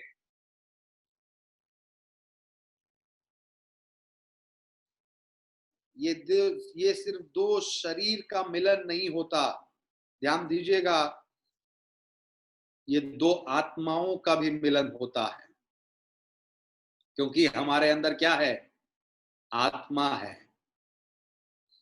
सिर्फ शरीर का ही मिलन होता तो बात अलग था। जैसे जानवरों में हम विश्वास योग्य जानवर नहीं ढूंढते क्योंकि उनके अंदर आत्मा नहीं। हमारा शारीरिक संबंध सिर्फ शारीरिक नहीं, ये आत्मिक संबंध भी है। हमारा सोल, हमारा आत्मा दूसरे के साथ जुड़ता है, ये मजाक नहीं है। और जब हम धोखा देते हैं, जब हम दूर हटते हैं, जब अपने वायदों को पूरा नहीं करते, हम अपने ऊपर में उस आत्मा में हम अपने लिए खुद जाल बिछा रहे होते। और इसलिए सारे जवानों से मैं बात कर, वो सारे लोगों से जो विवाह के लिए तैयार है, उन सारे जवानों से, पुरुष या स्त्री जो विवाह करना चाहते हैं, इंतजार करें। वो समय आएगा जब ये आशीष तुम्हें भी दिया जाएगा और तुम इसका संपूर्ण आनंद उठा पाओगे। तुम्हारा परिवार एक पवित्र और आशीषित परिवार कहेगा। मगर यदि आज कोई जवान अपने शरीर को पाप में, व्यभिचार में फंसा कर रखा है, तो आज ये सुनो कि परमेश्वर की आशीष से पहले इस रिश्ते को पाप कहा जाता है, परमेश्वर की आशीष के बाद इस रिश्ते को पवित्र कहा जाता है। और हम पाप में रहकर आत्मा में और अधिक बोझ को नहीं ले सकते। आज जिसे समाप्त करना है उसे आज हम समाप्त करें, विवाह का इंतजार करें। विवाह करने में देरी क्यों?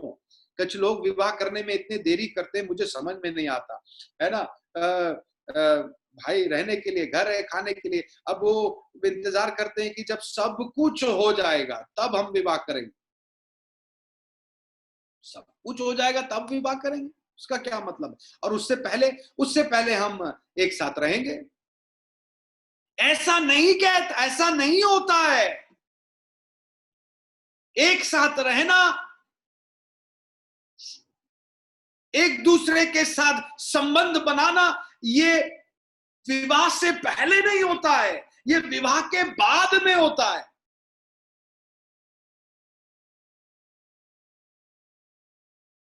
सब कुछ पहले नहीं हो जाएगा।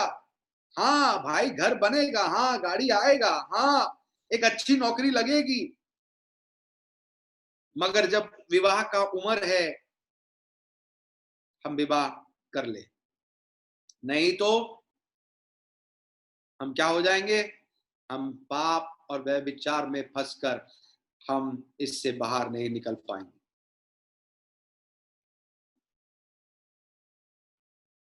आई होप आप समझ रहे हैं।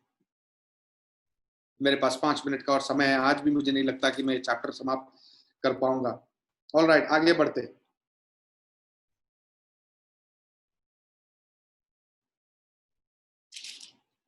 ओके, पढ़ेंगे 29वां पद। फिर परमेश्वर ने उनसे कहा, सुनो, जितने बीज वाले छोटे छोटे पेड़ सारी पृथ्वी के ऊपर है और जितने वृक्ष में बीज वाले फल होते हैं, वे सब में से तुमको दिए हैं, वे तुम्हारे भोजन के लिए है। और जितने पृथ्वी के पशु और आकाश के पक्षी और पृथ्वी पर रहने वाले जंतु है, जिनमें जीवन का प्राण है, उन सब के खाने के लिए मैंने सब हरे हरे छोटे पेड़ दिए हैं। और वैसा ही हो गया। तब परमेश्वर ने जो कुछ बनाया था सबको देखा, तो क्या देखा कि वो बहुत ही अच्छा है। तथा सांझ हुई, फिर भोर हुआ, इस प्रकार 6वां दिन हो गया। धन्यवाद। अभी तक सब कुछ अच्छा है। ध्यान दीजिएगा, यहां पर लिखा हुआ है कि परमेश्वर ने उनके खाने के लिए उन्हें सब कुछ दिया, सारे वृक्ष,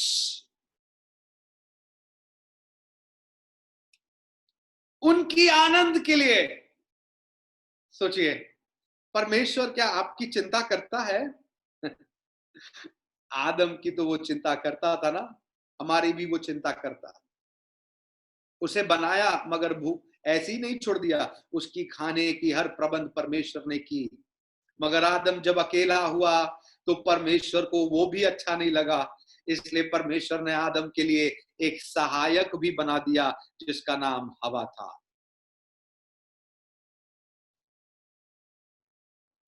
जिसके साथ वो संगति कर सकता था, प्रेम कर सकता था, बातचीत कर सकता था।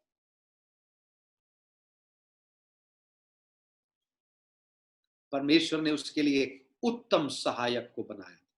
क्या प्रभु आपकी चिंता करता है? क्या प्रभु मेरी चिंता करता है? हाँ, वो करता है। इसलिए पहले आदम और हवा को नहीं बनाया,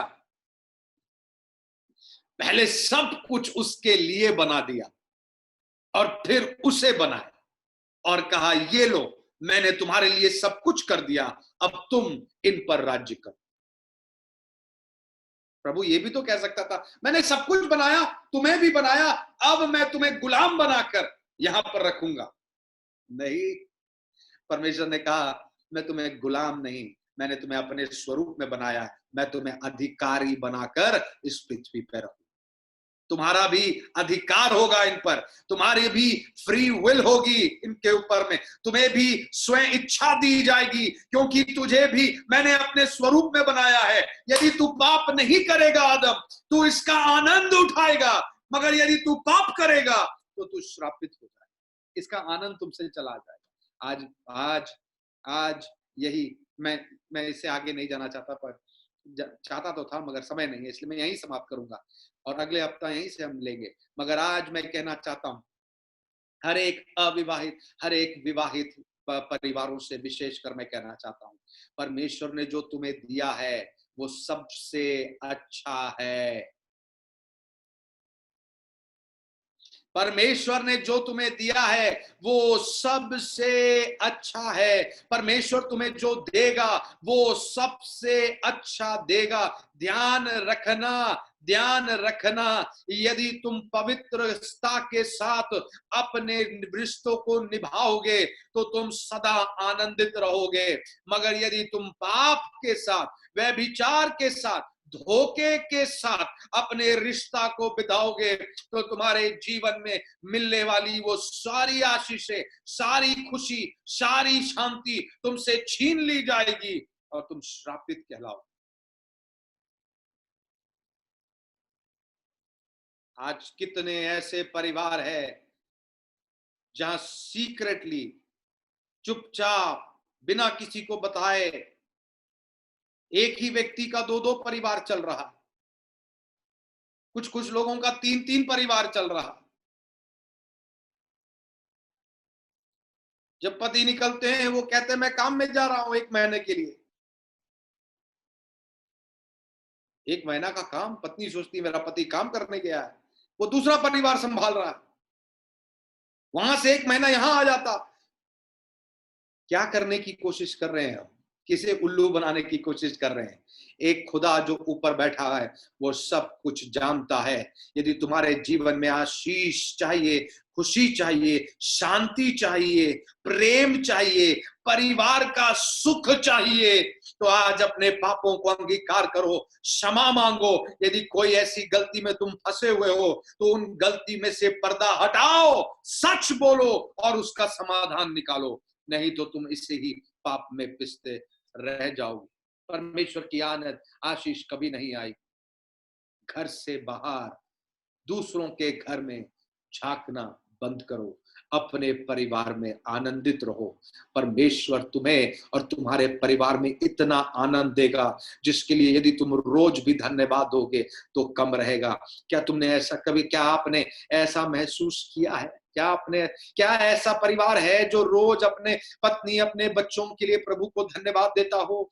क्या ऐसा परिवार है जो हर पत्नी अपने पति के लिए और अपने बच्चे के लिए परमेश्वर को धन्यवाद देता हो? क्या ऐसे लोग, ऐसा परिवार हमारे आज सुनने में है जो रोज प्रभु से कहता हो धन्यवाद कि तूने मुझे एक ऐसा पति दिया, धन्यवाद कि तूने मुझे एक ऐसा पत्नी, धन्यवाद कि तूने, मैं आनंदित हूं, मैं तृप्त हूं, मैं खुश हूं। यदि ऐसा बोलने वाला परिवार है तो धन्यवाद हो उन परिवारों का। और यदि ऐसा आप नहीं बोल पा रहे हैं तो अपने विवाहित जीवन में कार्य करने की जरूरत है। पाप को दूर रखकर पवित्रता को लाने की जरूरत है। परमेश्वर आपको इन वचनों से आशीष दे। अपनी आंखों को 1 मिनट बंद करें, हम छोटी सी प्रार्थना जल्दी से करेंगे। परमेश्वर पिता, हम धन्यवाद देते हैं। आज हमने देखा प्रभु, आपने हमें बड़े भय के साथ सृष्टि की, बनाया। हमने देखा परमेश्वर पिता, हम प्रार्थना करते हैं, हम आत्मिक लोग हैं, हम तेरे स्वरूप में बने हुए। प्रभु हम प्रार्थना करते हैं तो हमें सहायता करना कि हम इस आत्मा से, तुझसे जुड़ सके। ये आत्मा इसलिए दिया गया कि हम तेरे साथ रिश्ता बना सके। प्रभु हमें इतनी मदद करना कि हम विवाह को गंभीरता से ले और विवाह को पवित्र रखें। इससे प्रभु, इसमें हमारी आनंद छुपी हुई है, इसमें हमारी खुशी छुपी हुई है। तो प्रभु तू सहायता करना कि हर एक जवान इस बात को समझे और हर एक पारिवारिक जीवन जीने वाले परिवार के अंग इस जीवन को समझ सके कि परमेश्वर ने जो जिम्मेदारी मुझे दी है उसे मैं विश्वास योग्यता के साथ और पवित्रता के साथ निभाऊंगा। परमेश्वर हम सभी को तू दया कर, हमारे हाथों को पकड़कर चला, हमारी गलतियों को क्षमा कर और हमें अब तेरी आज्ञाओं को मानना सिखा। आदर महिमा आपको देते हैं यीशु मसीह के नाम से, आमीन। आमीन आमीन। परमेश्वर दास के बहुत बहुत धन्यवाद, क्योंकि उन्होंने एक इम्पोर्टेंट वचन आज हम लोग का सामने रखा है। और बहुत सारा, खास करके मैं इस वचन से आज आशीषित हुआ हूँ, क्योंकि बहुत सारा डाउट जो मन में था वो भी क्लियर हुआ है आज कि परमेश्वर ने अपना स्वरूप हम लोगों को बनाया तो हम शारीरिक रीति से इसको देखते थे, लेकिन आत्मिक रीति से उसको जोड़कर आज पवित्र आत्मा हमारे अंदर में दिया है। परमेश्वर आत्मा है और वही आत्मा हमारे अंदर में भी वास करता है। इसका एक अच्छा से विस्तार रूप में हम लोग को समझाया गया और विवाह और उसका इम्पोर्टेंट के बारे में भी बहुत अच्छा से परमेश्वर का दुआ अपना वचन सुनाया, परमेश्वर सुनाया। और आगे के कार्यक्रम को आगे बढ़ाते हुए हम लोग कुछ अनाउंसमेंट है हमारे सामने, जल्दी से मैं उसको बताना चाहता हूं कि हर सप्ताह थर्सडे गुरुवार को हम लोग 6:30 बजे वचन से इसी प्रकार हम लोग सीखते हैं। तो आप लोग जूम में और यूट्यूब में हम लोग लाइव इस कार्यक्रम को करते हैं, आप लोग जुड़ सकते हैं। फ्राइडे शुक्रवार, हर शुक्रवार 11 बजे से हमारा फास्टिंग प्रेयर होती है, तो उसमें आप जूम में हम लोग के साथ जुड़ सकते हैं। हर सैटरडे, हर शनिवार को 6:30 बजे से 8 बजे तक युवाओं की सभा होती है। उसमें हमारा कलीसिया का कुछ युवा लोग और बाहर से भी कुछ परमेश्वर के दास लोग हमको वचन से और अपना गवाही के द्वारा हम लोग को सिखाते हैं और बताते हैं। उसमें हम लोग सब लोग आशीषित हो सकते हैं और सिर्फ युवा नहीं, आप लोग सब भी उसमें शामिल हो सकते हैं। जैसे कि हमारा हिंदी सर्विस रविवार को 8:30 बजे से और इंग्लिश सर्विस 10:30 बजे से जूम और यूट्यूब में आप जुड़ सकते हैं। तो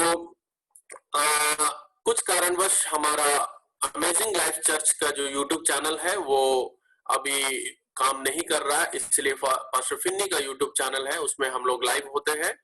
तो उसका लिंक व्हाट्सएप ग्रुप में शेयर किया जाता है, तो आप लोग यूट्यूब में पास्टर फिन्नी का चैनल में जुड़ सकते हैं। आगे का कार्यक्रम के लिए मैं निमंत्रित करता हूं ब्रदर अजय को और आगे कार्यक्रम को बढ़ाए। धन्यवाद जशन भैया, आपने एक मौका देने के लिए मैं परमेश्वर को धन्यवाद देता हूं और आपको धन्यवाद देता हूं आज का दिन के लिए। सुंदरी वचन हम लोग पास्टर के द्वारा देखे किस प्रकार आज का वचन था हमारे जीवन के लाभ के लिए। मैं भी एक जवान हूं और जिस प्रकार वचन कह रहे थे कि मैं उन तमाम जवानों को मुझे मिला के मैं कहना चाहता हूं कि हमें किस प्रकार आज हम लोग दुनिया में देखते हैं कि विवाह से पहले लिविंग कहते हैं, हमारा जो सांसारिक भाषा में लिविंग एंड रिलेशनशिप कहते हैं, हमारा सरकार उन्हें रहने का मंजूरी दिया है, लेकिन हम लोग प्रभु पे विश्वास करते हैं। हम लोग मसीह होने के नाते हमें कैसे जीवन जीने की जरूरत है, हमें हमारा यह जीवन जीने के लिए हमारा जीवन को वचन क्या कहता है, ये हम जवानों लोगों को समझने की जरूरत है और जानने की जरूरत है। क्या हमें वचन ये अलाउ करती है या नहीं करती, ये जानने की जरूरत है। मैं बड़ा ही आशीषित रहा आज का वचन से। और प्रार्थना के विषय में भी हम लोग देखें कि आप हम समझते हैं कि प्रार्थना मतलब घुटना टेकना और आंख बंद करके ही प्रार्थना, यही समझते हैं।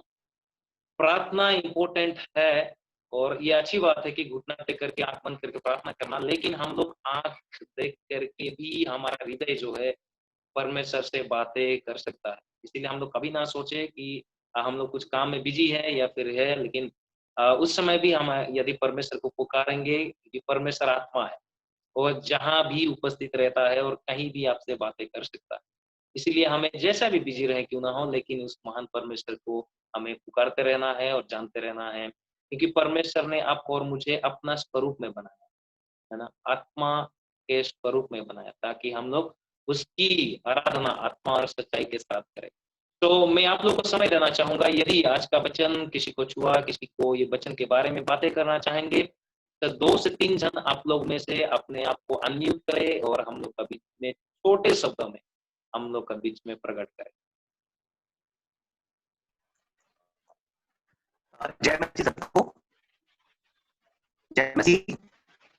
यस, जय मसीह की। मैं परमेश्वर का मैं धन्यवाद देता हूँ और परमेश्वर की दास पास्टर फिनी का मैं धन्यवाद देता हूँ, उसने बहुत ही अच्छे परमेश्वर के पवित्र वचन को आज हम लोगों के सामने शेयर किए।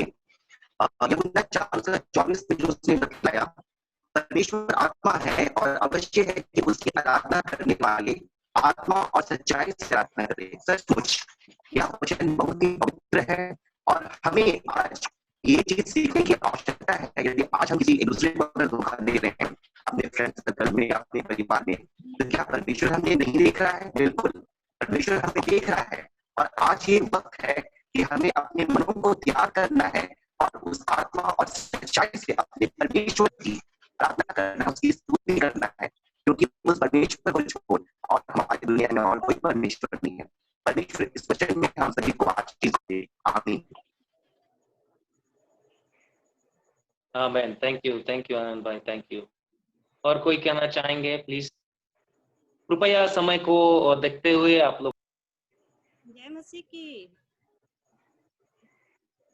जय मसीह भैया, आवाज आ रही है? बहुत धीरे आवाज आ रहा है।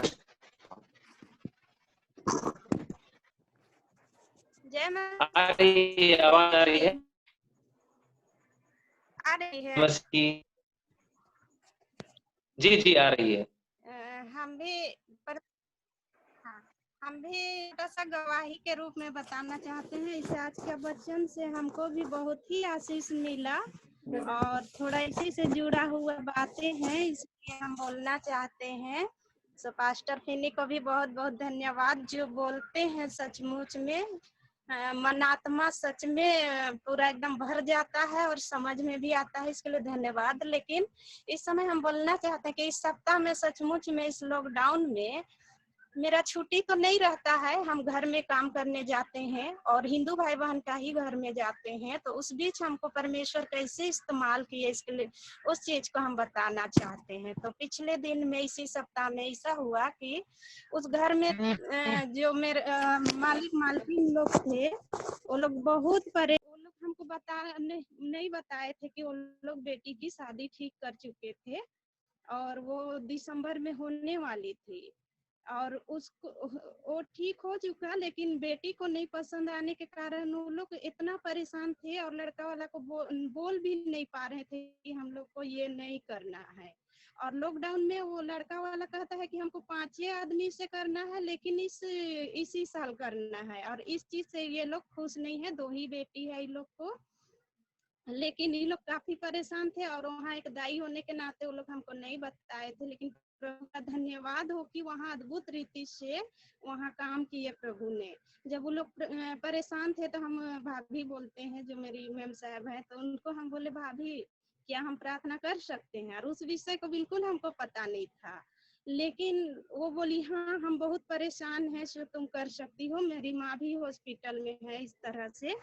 तो जब हम दूसरे दिन टाइम लिए और जब किए तो जैसे यूहन्ना 4 का जो 24 का वचन है, सचमुच में वो समय को दी और हम जब वहाँ बैठ के दोनों जन किए, बोल रही है कि साफ सुथरा होगा तभी होगा, नहा धोआ के होगा, ऐसा ही होगा बोल के, लेकिन हम उसको बताए कि नहीं भाभी, अगर हम लोग अपना मन आत्मा साफ रखते हैं और अगर गंदे भी हैं तो भी हम लोग का प्रार्थना परमेश्वर सुनते हैं। इस तरह से बोल के हम वहाँ पर बैठ के जब आराधना गाना को गाए, फिर वचन भी परमेश्वर का दया से यूहन्ना 3 का 16 जो उद्धार के बारे में है, परमेश्वर के राज्य में जाना है, वो सब कैसे उद्धार पा सकते हैं, वो सब परमेश्वर पढ़ने के लिए हमको मदद किए, परमेश्वर की आत्मा ने हमको सहायता किए।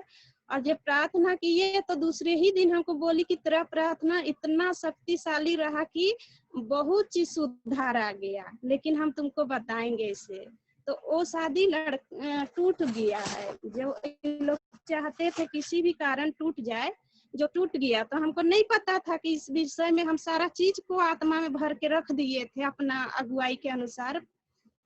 तो फिर पता चला कि टूट गया है और हम बहुत खुश हैं बोलने लगी। तो हमको थोड़ा दुख भी लगा कि हम शादी तोड़ने के लिए नहीं, लेकिन परमेश्वर के हाथ में जरूर सौंपते थे। और जब उन लोग खुशी को देखते हैं कि उन लोग को बिल्कुल इच्छा नहीं है, तब बोले कि प्रभु आपका जो इच्छा है वही कीजिए इस परिवार में।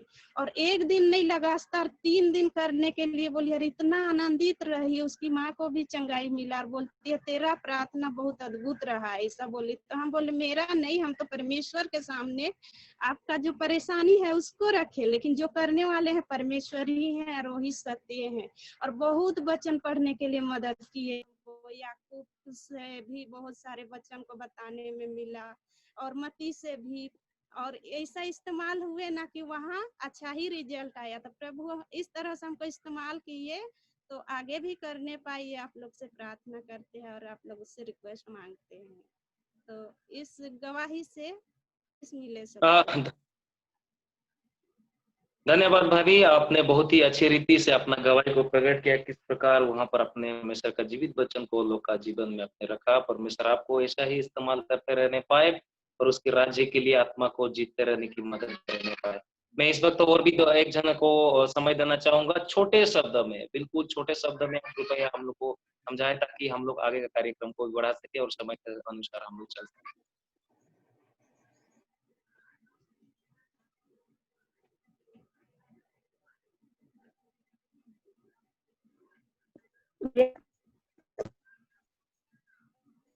ओके, मुझे लग के कोई बोलना चाहेंगे, बोल सकते हैं। हाँ पास्टर, मैं बोलना चाहती हूँ। जी जी जी। मैं ये बोल जय मसीह, मैं ये बोलना चाहती जय हूँ। मसीह की। जय मसीह की। मैं ये बोलना कि जब कोई पाप में फिरा हुआ रहता है और उस पाप को वो नहीं जानता कि वो पाप में है, और जब वो उस पाप से फिर कर परमेश्वर की ओर विश्वास करता है, जब परमेश्वर में वो बनता है उनके वचनों की ओर, तो क्या परमेश्वर उसके सारे जितने बुरे काम हैं, क्या उसको क्षमा करके उसे फिर से उसे नया बना देते हैं, पवित्र बना देते हैं, प्यार करते हैं, उद्धार करते हैं। और मैंने जो भी अपने पुराने बीते हुए समय में जितनी भी गलतियां हुई है, मैं उससे बहुत सोचकर बहुत मैं परेशान होती हूँ। और मैं यही सोचती हूँ कि मैं अब परमेश्वर को पा ली हूँ, तो अब परमेश्वर मेरे साथ है।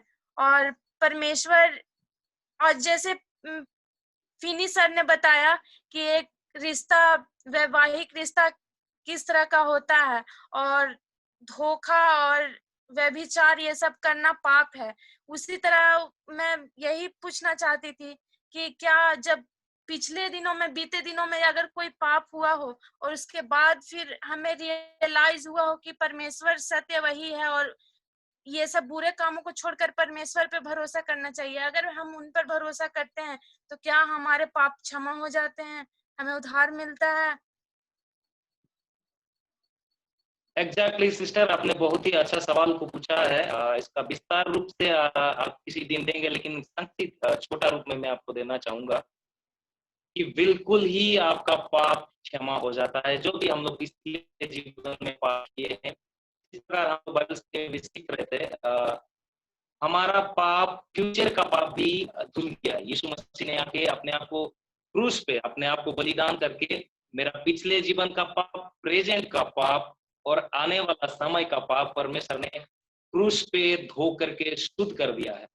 सबसे इंपॉर्टेंट बात है कि हमें जानबूझ के पाप करना नहीं है, लेकिन पाप जब हमसे होती है तो हमें परमेश्वर का निकट में जाके माफी मांगने की जरूरत है। तो निश्चित रूप से परमेश्वर माफी देता है और हमें अनंत जीवन की ओर ले चलता है। इसलिए हमें निराश होने की जरूरत नहीं है।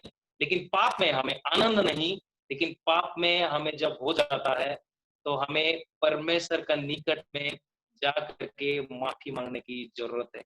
इसका मैं विस्तार रूप से हमारा पास्टर लोग से आप कांटेक्ट कर सकते हैं, ताकि इसको विस्तार रूप से आपको अभी समय की कमी के कारण आपको नहीं समझाया जा सकता है। थैंक यू सो मच, आपने बहुत ही अच्छा पॉइंट को रखने के लिए। मैं आगे का समय को पास्टर समूएल को देना चाहूंगा। पास्टर समूएल आगे को समय को लेंगे। Over to pastor Samuel. परमेश्वर का धन्यवाद हो। और एक बहुत अच्छा सवाल सलोनी की तरफ से आया। तो मैं एक बात बताना चाहता हूं कि प्रभु यीशु मसीह वो इस संसार में क्यों आए थे? पापियों को बचाने के लिए और उनका उद्धार करने के लिए। और ये तब ही संभव था जब प्रभु यीशु मसीह क्रूस पर अपने जान को दे, हमारे लिए एक धर्मी और एक पवित्र जीवन को जिए। और जो कोई भी उस पर विश्वास करता, अपने पापों को क्षमा मान लेता है, अंगीकार कर लेता है, तो निश्चय उसके पापों की क्षमा प्रभु यीशु मसीह के द्वारा हो जाती है और वो एक नई सृष्टि बन जाता है। आइए हम सब मिलकर परमेश्वर का धन्यवाद करें आज एक सुंदर वचन के लिए, एक अच्छी आराधना के लिए, अच्छी गवाहियों के लिए। आइए हम सब अपने हाथों को उठा के, अपने मुंह को खोल के हम परमेश्वर का धन्यवाद करें कि सचमुच परमेश्वर महान है, सचमुच परमेश्वर अद्भुत है, परमेश्वर जिंदा है। हालेलुया। जिसने आज तक हमें चलाया, उसने अब तक हमें छोड़ा नहीं है, परंतु अब तक उसने हमारी अगुवाई किया है। Hallelujah, hallelujah, hallelujah. प्रभु आपका धन्यवाद, प्रभु आपका धन्यवाद, परमेश्वर आपका धन्यवाद, प्रिय परमेश्वर आपका धन्यवाद। Hallelujah, hallelujah. पूरे ब्रह्मांड के रचिता परमेश्वर, हम आपका धन्यवाद करते हैं प्रभु, क्योंकि स्वर्ग और पृथ्वी पर अधिकार रखने वाला परमेश्वर तू ही है। प्रभु आज एक फिर से एक ऐसा मौका दिया प्रभु कि हम आपकी आराधना कर सके, इसके लिए धन्यवाद, क्योंकि आपका वचन कहता है कि तेरे भवन की डेवड़ी आंगन में का एक दिन कहीं के 1000 दिन से उत्तम है। प्रभु हालेलुया। आज कई ऐसे लोग हैं जो प्रभु आप बेचैन होते, जिनके पास फोन नहीं है, और वो बोलते हैं कि कैसे हम आराधना कर में शामिल हो सके, कैसे हम वचन को सुन सके। लेकिन प्रभु आपने एक ऐसा अवसर हमें दिया है कि प्रभु हम कम से कम फोन से प्रभु हम वचनों को सुन सकते हैं, हम एक साथ संगति कर सकते हैं, हम अच्छी गवाहियों को सुन सकते हैं। इसके लिए धन्यवाद देते हैं प्रभु। अब धन्यवाद करते हैं प्रभु आज एक अच्छी आराधना के लिए, संडे स्कूल के अच्छे प्रोग्राम के लिए प्रभु, एक अच्छी गवाही के लिए प्रभु, जिसने हमारे हृदय को फिर से उत्साहित किया है। आपका वचन जिस प्रकार से जीवित, प्रबल और हर एक दोधारी तलवार से भी चोखा है प्रभु, आज इस वचन के द्वारा आपने हमसे फिर से बोला और बातचीत किया और हमें फिर से समझने के लिए मदद किया, सहायता किया कि प्रभु तूने हमें अपने स्वरूप में बनाया है।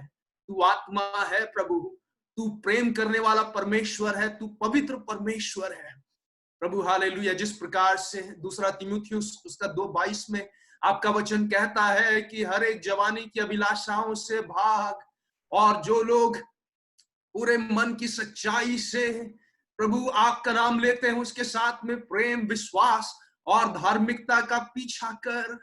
प्रभु विश्वास करते हैं कि आज का वचन प्रभु वो पवित्र आत्मा के द्वारा हम में से हर एक के हृदय में बोया गया है, और प्रभु आपका सिद्ध प्रेम और भय की आत्मा ने हम में से हर एक को जकड़ लिया है।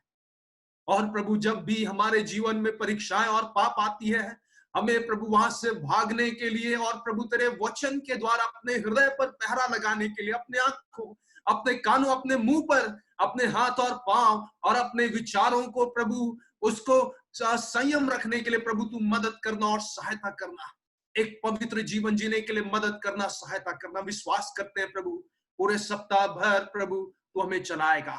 धन्यवाद करते हैं प्रभु फिर से हर एक बातों के लिए प्रभु। धन्यवाद के साथ ये प्रार्थना स्वर्गीय पिता आपके इकलौते बेटे और हमारे उद्धारकर्ता प्रभु यीशु मसीह के नाम में मांगते हैं, आमीन। सबों को जय मसीह की, परमेश्वर का जय मसीह की। और जैसे कि हम लोग संडे में जुड़ते हैं, तो मैं बोलना चाहूंगा कि पूरे सप्ताह भर बृहस्पतिवार, शुक्र, शनि और रविवार चर्च मीटिंग्स ऑनलाइन होती है, तो हम उसमें सभी जुड़े और परमेश्वर हम सभी संभाले। और यदि आप आज देर से जुड़े हैं या जुड़ नहीं सके हिंदी सर्विस में, तो आप इंग्लिश सर्विस में ज्वाइन कर सकते हैं। परमेश्वर सभी को आशीष को दे। जय मसीह। जय मसीह की।